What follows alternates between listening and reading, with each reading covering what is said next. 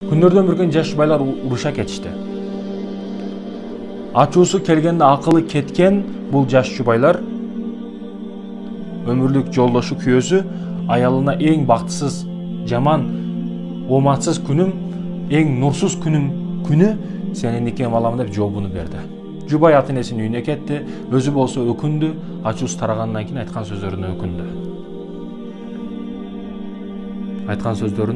өкүндү.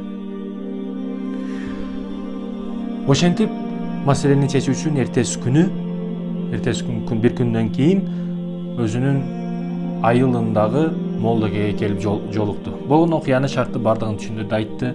Молдоке бул маселеге кантип чечебиз? Мен буну колумдан келбейт, сен муфтийге бар деди.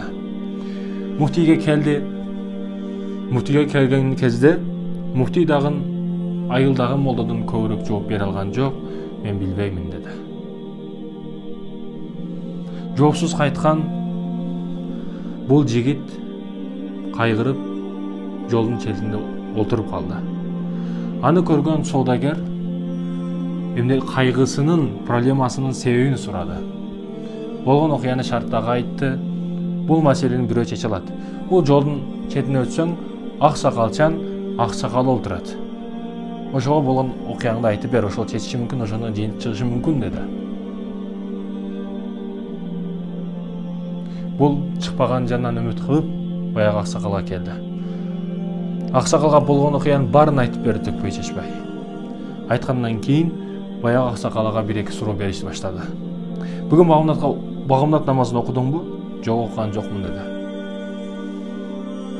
Ата энеңди зыярат кылдыңбы? Ата энеңе дуа кылдыңбы? Жок, кылган жокмун, жолуккан жокмун. Үчүнчү суроом, сен бүгүн Куранды бир жолу окудуңбу? Bir сүрө окудуңбу Курандан? Жок, окуган жокмун.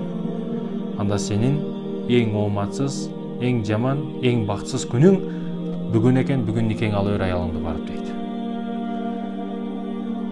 Эң бактысыз, ооматсыз, жүзүңдөн нурун кеткен, нурсуз, эң кайгылуу, проблемалуу күнүң, ата энеңди зыярат кылбаган, дуасын албаган, Куранды окубаган, бир жолу дагы багымдатты окубаган, нурсуз, жаман күнүң